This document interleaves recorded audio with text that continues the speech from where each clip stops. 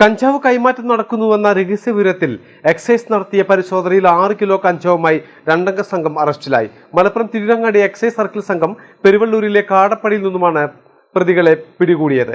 ഒരാഴ്ചക്കിടെ excise പിടികൂടുന്ന വലിയ രണ്ടാമത്തെ കേസാണിത്.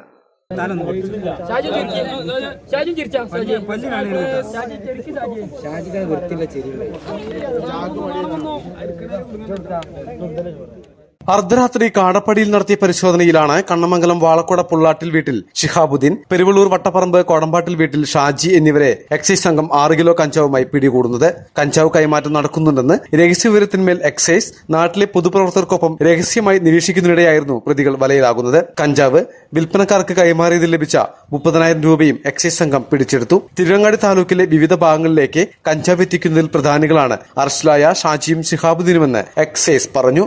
പടിക്കൽ ഭാഗത്തെത്തിയപ്പോഴാണ് നമ്മുടെ ഓഫീസിലെ ഒരു ജീവനക്കാരനായ ഷിഹാബുദ്ദീന് കാടപ്പടി പെട്രോൾ പമ്പിന് സമീപം 2 പേര് കഞ്ചാവ് കൊണ്ടുവന്ന് പാക്കറ്റുകളാക്കാനുള്ള ഉദ്ദേശത്തോടുകൂടി ഇവിടെ കൊണ്ടുവരുന്നു എന്ന രഹസ്യവിവരം കിട്ടിയത്. അതെന്നെ അയാൾ വിളിച്ചറിയിച്ചു. ഞാൻ ഉടൻ തന്നെ പാർട്ടിയുമായിട്ട് ചെന്ന് വിളിച്ചു പറഞ്ഞ ഉദ്യോഗസ്ഥനെയും കൂടെ കൂട്ടി ഈ സ്ഥലത്ത് ചെല്ലുമ്പോൾ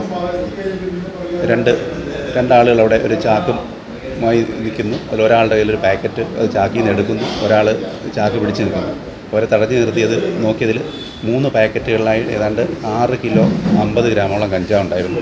കഴിഞ്ഞ 2 ആഴ്ചക്കിടെ തിരുവങ്ങാടി എക്സൈസ് പിടികൂടുന്ന രണ്ടാമത്തെ വലിയ കേസാണിത്. കൊളപ്പുറത്തു നിന്നും 106 കിലോഗ്രാം കഞ്ചാവുമായി 2 പാലക്കാട് സ്വദേശികളെ എക്സൈസ് പിടികൂടിയിരുന്നു. പ്രതികളെ പരപ്പനങ്ങാടി 1ാം ക്ലാസ് മജിസ്ട്രേറ്റ് കോടതിയിൽ ഹാജരാക്കി റിമാൻഡ് ചെയ്തു. Circle inspector Madhusudanan Pillai, assistant excise inspector Surjith, P Prakesh, Rajeesh, Dileep Kumar, K Shihabuddin, Yusuf, Abhilash തുടങ്ങിയവർ പരിശോധനയ്ക്ക് നേതൃത്വം നൽകി.